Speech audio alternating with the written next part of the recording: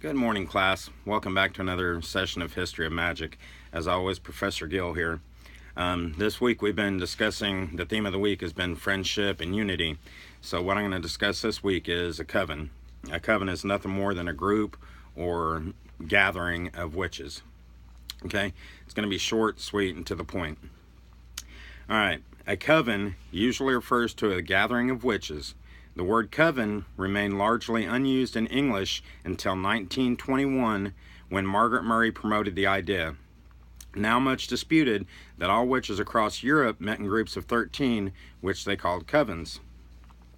In Wicca and other similar forms of modern neo-pagan witchcraft such as Sturgeria and Fairy, a coven is a gathering or a community of witches, much like a congregation in Christian parlance.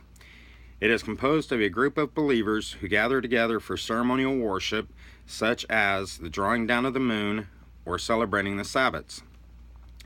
The number of persons involved may vary, although 13 is considered ideal, probably in deference to Murray's theories. Any group of at least 3 can be a coven.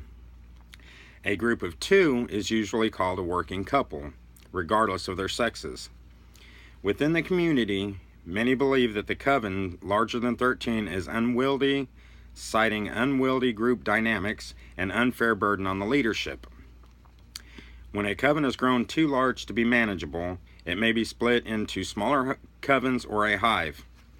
In Wicca, this may also occur when a new high priest or high priestess, also called a third-degree ordinate, leaves to start their own coven. Wicca covens are usually joined and led by a high priestess and high priest, though some are led by only one or the other. In more recent forms of neo-pagan witchcraft, covens are sometimes run as democracies with rotating leadership.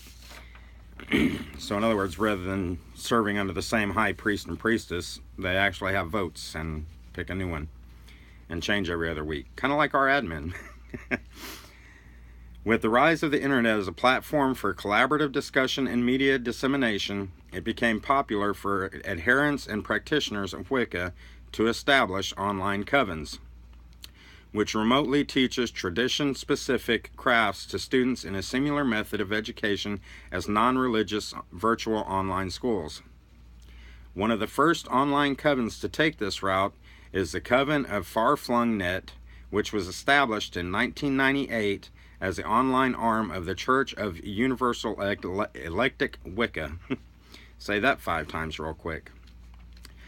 However, because of potentially unwilling membership sizes, many online covens limit their membership to anywhere between 10 and 100 students. The CFFN in particular tried to devolve its structure into a system of sub-coven clans which govern their own application process. A system which ended in 2003 due to fears by the CFFN leadership that the clans were becoming communities in their own right.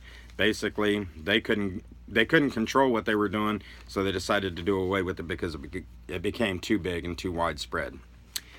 Anyway, that's just a short, brief little lesson today. I hope everybody got a little bit of something out of it and enjoyed it. I'll be back next week and look forward to seeing everyone. Everyone have a great weekend. We'll talk to you later.